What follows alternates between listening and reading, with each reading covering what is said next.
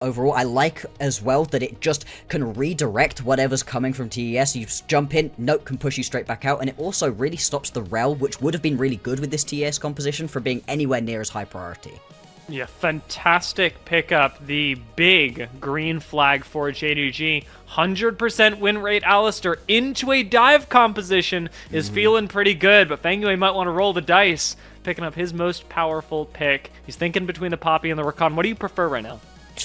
I think that the Rakan gives you a little bit more of that non-committal engage that you kind of need, but at the same time, you do kind of just want some extra tankiness. You don't really have a true tank. You've got a lot of pseudo-tanks at this point in the game, and so they are going to go towards the Poppy. I do like that. I think it gives you that little bit extra, but then the non-committal engage is a little bit risky, right? You're now relying very much on a Poppy wallbang, which is a little bit hard to hit, or a public execution. Really, the main combo that you have right here is between Nio and Cream leaping on in, getting that big shockwave off. It's not that you can't hit it, it's just a little bit harder overall.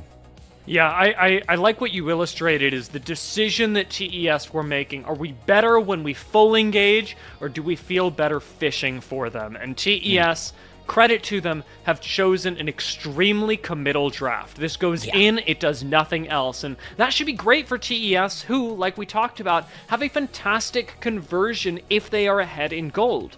However, they need to get ahead in gold first. That is something that not just the team necessitates, but this JDG have absolutely gotten away with a fantastic composition to play generalist, though, and it is up to Top Esports to attack that in Game 1 of JDG versus Top.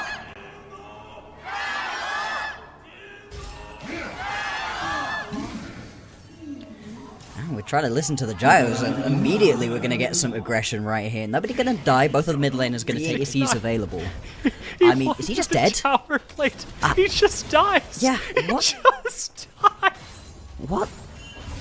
And Nayu focusing on the top side. There's no vision to spot this up, so Xiaoshu, despite the fact that he got first blood, could go down here. Has level 6 to try and escape. Might choose to use it, but unfortunately is going to get stunned up once by the public execution and once by the Pantheon, who jumps right in on top of him. Xiaoshu still alive as the dragon will fall in the favor of JDG, and they will gladly trade their top laner's life.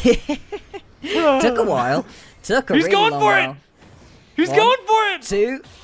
Okay. Just about going to be the stun coming through from Nio. You don't have it available for you there. Still, at the same time, it is going to be Nio sees people down towards the bottom side of the map and will just head straight towards these grubs. Should be able to pick up all 3 of them. As much as Junja is making his way up, should be way too late to be able to really impact onto this objective.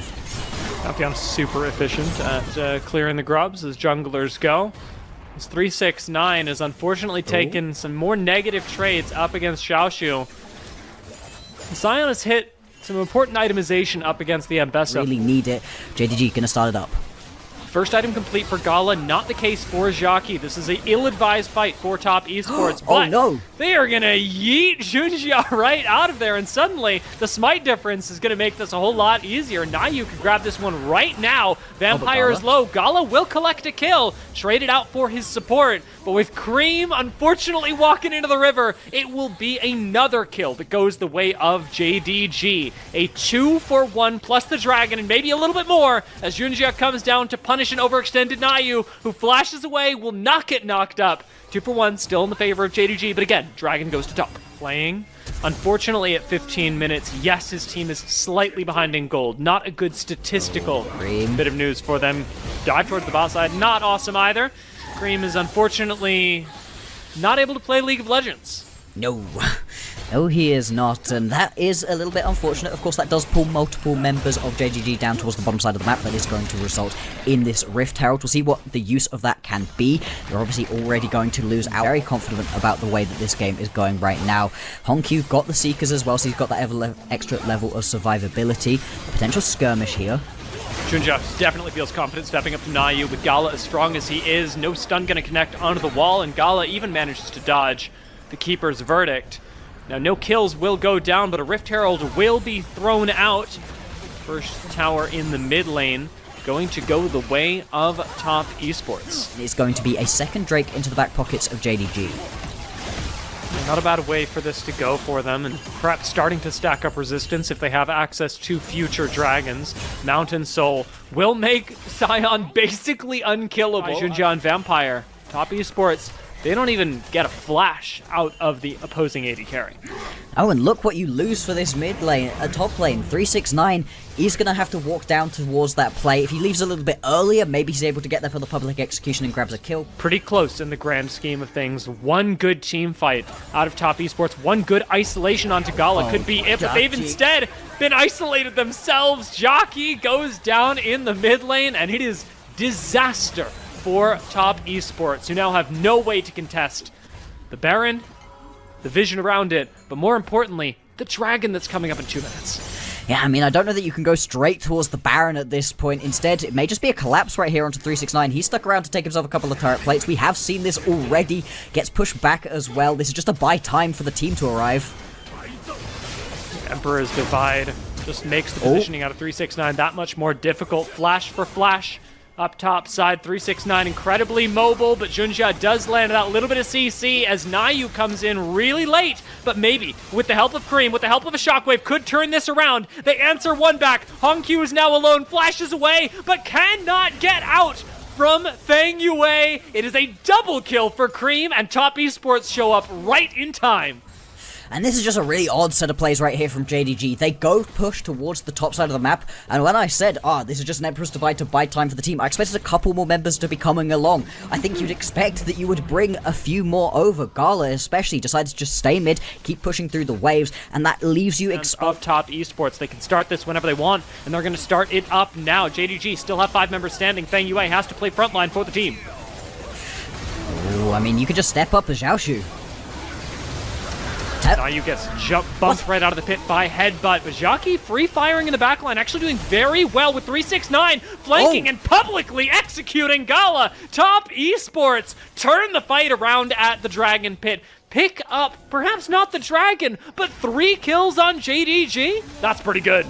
And they can turn back around and go straight on towards this Baron. I mean, it is going to be a little bit of a risky take. Wait, no. Hongq's decided to just push bot lane. He doesn't want to go and compete for this one at all. And that may well have been the throw out of JDG. Yes, they get themselves the Drake. Yes, they are on soul point. Heisa can do. Top esports have their pick of the litter. I mean, he's pretty slippery right there. Just about going to be able to get on away. And what we saw in this previous teamfight is what's going to bear out for the rest of these teamfights. Which of the ADCs is allowed to sit and hit? If Jachi is allowed to sit and do his damage, well then these should be win teamfights for TES, but... Public execution. Right onto Junjia, now stunned into the wall, but cannot be damaged from far away. Thank you. Ejects 3 members of JDG, and no more public execution though means that Gala should be all the safer, but he takes a big chunk of damage out of Cream, who is now feeling much more comfortable in the Orianna with 2 items completed. Jockey, not even damage, huge flank out of 369, unspotted as of yet. He's going to look for access on Gala. Vampire playing Peel for his AD carry. If Vampire finds 369, that can snap this engage in half. There we go. Dragon half HP. And out goes the Alistair. 369 looks for Gala. Forces a flash out of him, which is big. Still zoning out the AD carry. Junjia in the front lines with a whole lot of crescent guarding going on as well. JDG take almost no damage, but Gala commits for Nayu and gets instantly deleted by Cream. It is a huge amount of damage coming out of the Orianna, and JDG, with just 2 members left, will give up their last, and it is an ace for top esports on the Dragon to follow. They're going to get themselves another one of the dragons, and you can now establish control across the board as well. 30 seconds until the Baron is going to be spawning. I'm not sure they can instantly start this one back up, but a teleport, but a base, and back out onto the map is going to look great. Out the jungler, but you know that all of your opponents are stood in the bush. This is exactly what we've been highlighting as, oh boy. Cut back to live, just continues being a good news story for top esports. Jockey, Thanos snaps Hongq. If he's got another fully completed item, if he does, maybe there's a chance to turn things around. Yes, he is going to be able to grab that mortal, so at least you've got that little bit of extra damage onto Gala. But when we were talking about this player, we said he could be great, but he sometimes tries to do a little bit too much. Right now, though, he is going to have to step up big for his team. What Shockwave from Cream, that has been given specifically to Gala. No other member of JDG has had the honor of wasting Cream's Shockwave so far. Another big shield out of Nayu just completely negates any retaliation that JDG might have. What a shockwave connecting onto 4 members, and as Scion rockets forward, Xiaoshu expires before the train even reaches its end. Public execution right on top of Hongqiu, leaves Azir at 1 HP, and it's 369 and Nayu all over the backline of JDG, with Junjia the last standing and the last to fall. It'll be a double kill picked up by Nayu, and a win in Game 1 picked up by Top Esports against JDG. As much as JDG came into today as the favourites, Top Esports, think about what you can do with the mid lane, and, well, it's not going to be heavy roaming, but it is just going to be super aggressive, and also into the Wukong, into the Rakan. That miasma is going to be so difficult to deal with. A real nope button that you have now unlocked for yourself. The amount of shred damage you have as well is going to be massive. For TES, you need something tanky in the top lane to just round the composition out. They are going to go towards the Cassante. You don't look like you like that very much. I just don't love that we save counter pick for Cassante. You could have picked this at any time. Cassante is such a nothing matchup into the Rumble. It's the most common matchup.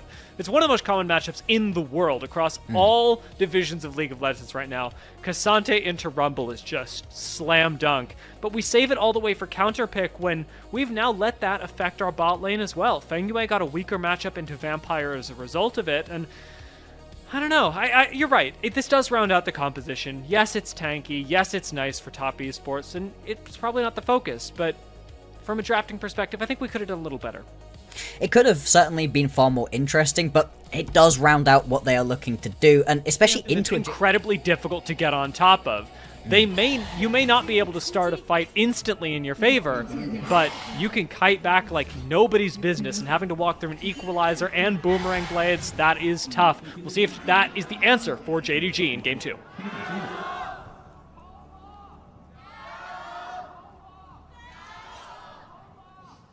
Look like he wants to just instantly concede this one. You're right about the skirmish, just wrong side of the map. But odd to see Junjia stepping up so far for this, but it is a 2v2, and Fear is going to land. Junjia flashes over the wall onto Nayu and ends up picking up first blood for his mid laner as the poison from Hongqiu ticks away. This early game has played out so far. Classic mid laners sticking around with low health, low mana, and Nayu really wants to answer back. Cream flashes away, but Hongqiu will be finished off a little bit too greedy, even with his early lead on Cassiopeia. Nayu heading into the top lane at the moment. An early Drake stacking could be really impactful here for JDG. You've got yourself a composition that wants to be playing aggressive early on, has a good scaling into the late game, so having the Drake stacking in your favor, allowing you to control the tempo of the game going forwards, will be really good for them if they can keep it up, obviously. Just going to be the first Drake for the moment. Grab one before Top Esports move up for the subsequent 2. They have the numbers advantage here, and as we said, the level advantage. I think they still do want to fight for this one, potentially. You've got multiple members roaming along, although you are going to have the Cassante joining that bit quicker. We can see how quickly that matchup turns as well. It's been gold leads all the way across the board for JDG up until that very same moment. Paranoia, however, immediately unleashed onto the bot side, will be interrupted by the level 6 from Feng Yue, but that does not stop his AD carry from going down. Very, very lit up for TES. They've got themselves quite a few deep wards. JDG going to try to spot a couple of those out, push a few of those away, and without too many teleports from the top side, you're not so worried about going for this play. It is going to be contested, though. You do have Nayu running his way down. Cream as well has got himself... Sorry, just used the ulti to get back to the lane, actually, so isn't going to be able to teleport himself in from here. Joshua's teleport, 369, does not. Engage happens with Vampire on the bot side, and unfortunately, Miasma costs Feng Yue most of his HP. Cream walks into the river, but is unable to stop the dragon from going down. Huge ultimate from Cassiopeia. Hongqiu almost deleting the jungler entirely, but Junjia commits into the backside and immediately is going to be answered back. It is 1-for-1 with a dragon going to JDG. Cream trying to play backline, but Boomerang Blade almost finishes off Feng Yue, 1 HP, and will go down to Gala, but Cream answers back with the help of Jackie, taking down Hongqiu. Gala's running for the hills, does not have a whole lot of cooldowns left, and no spell shield left to save him. Top Esports, they may lose the dragon, but they are collecting members of JDG one by one. Oh, just so much extra movement speed if you want that side of things. Now, TES, they've got themselves control over this Herald pit, but at the same time, with Paranoia up and available, you can always get in as Junjia. Shoes on the other foot this time. 369 does have teleport to join the fight should he wish to. Top Esports won the 4v4 last time, now equalizing the numbers once again. Xiaoshu's got a pretty impressive flank right now, but out go the lights and inside the pit. Unfortunately, Junxia does not get the better end of that trade, loses the Rift Herald and loses his life as he tries to dive onto the back line. Well, JDG's back line have to run away, turn tail from the Rise Ultimate. Realm Warp really turning that fight even further in the favor of Top Esports. So the pick potential is the big thing. Team fight's much trickier, and so far he just hasn't been able to find it. I'm gonna check something. So I don't have the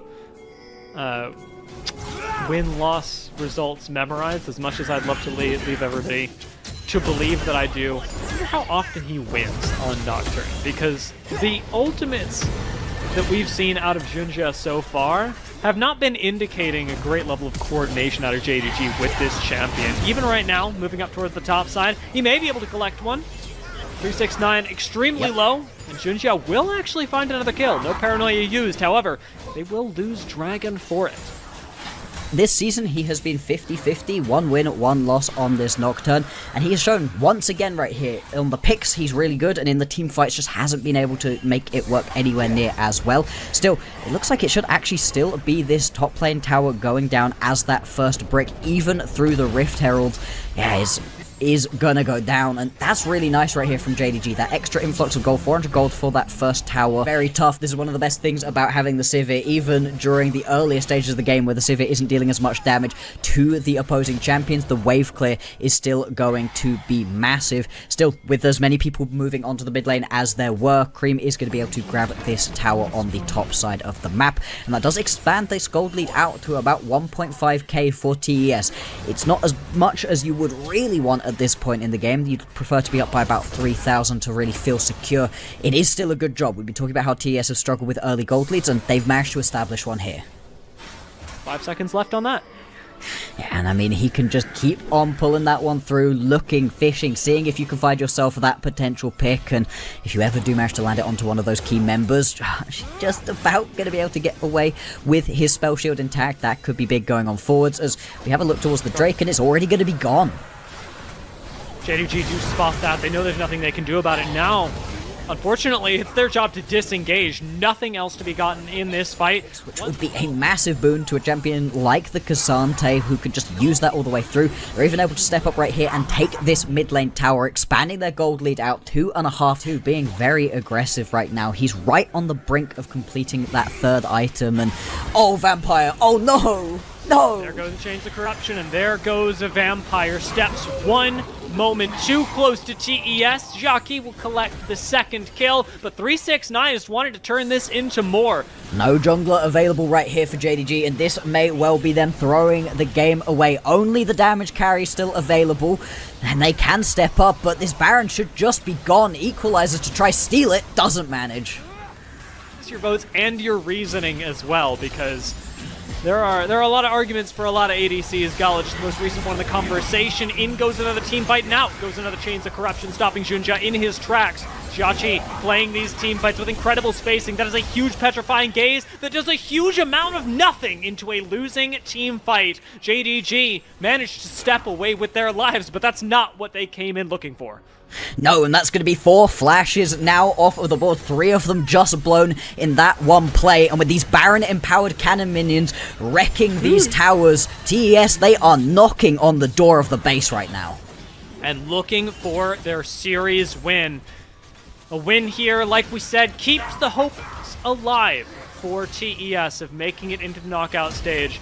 They will need a little bit more luck, but for right now, fate is being taken into their own hands, or especially into 369's, as he zones everybody off of the inhibitor and stays above half health while doing it. Cassante moment for him, and perhaps a winning moment for Top Esports as they look for another fight. Out goes the hook, connecting with 369, the tankiest member of Top, as Jockey gets time alone with Xiaoshu, and ultimately actually ends up being taken down by the Paranoia. Big turnaround by JDG. They've still got both Nexus towers up. Another Petrifying Gaze goes out. Hongq gets flashed on, and TES, they want to finish this game right now. Cream still alive, hitting the last Nexus tower, and Junxia does not have the damage to deal with it. Popped into the GA. while his support goes down, while Junja emerges into a nightmare for JDG. It will be Top Esports that take game 2 and take the series. That was not what anybody was expecting coming on into today.